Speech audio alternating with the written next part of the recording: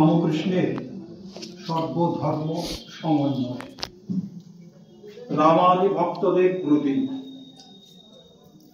যদি বলো কোন মূর্তির চিন্তা করব, যে মূর্তি ভালো লাগে তারই ধ্যান করবে, কিন্তু জানবে যে সবই এক, কারোর উপর বিদ্বেষ করতে নেই।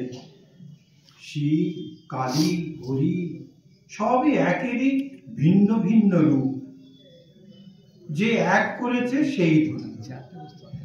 বহিঃশৈব হৃদে কালী, মুখে হরি বল।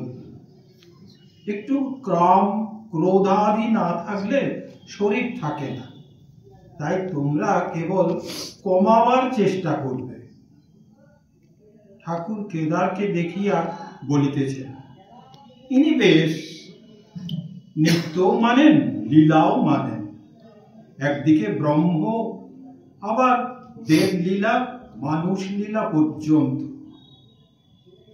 কেদার বলেন যে ঠাকুর মানুষ দেহে লইয়া অবতীর্ণ হইয়াছেন। সন্ন্যাসী ও কামিনী ভক্তা স্ত্রীলোক। নিত্য গোপালকে দেখিয়া ঠাকুর ভক্তদের বলিতেছেন, এ বেশ অবস্থা নিত্য গোপালের প্রতি। তুই সেখানে বেশি যাস নি, কখনো একবার গেলি, ভক্ত হলেই বা মেয়ে মানুষ কিনা, তাই সাবধান। সন্ন্যাসীর বড় কঠিন নিয়ম, স্ত্রীলোকের চিত্রপট পর্যন্ত দেখবে না। এটি সংসারী লোকেদের পক্ষে নয়। স্ত্রীলোকের যদি খুব ভক্তও হয়, তবুও মেশামেশি করা উচিত নয়। জিতেন্দ্রীয় হলেও লোক শিক্ষার জন্য ত্যাগী এসব করতে হয়। সাধুর 16 আনা ত্যাগ দেখলে অন্য লোকে ত্যাগ করতে শিখবে, তা না হলে তারাও পড়ে যাবে। সন্ন্যাসী জগৎগুরু। এইবার ঠাকুর ও ভক্তেরা উঠিয়া দাঁড়াইতেছেন।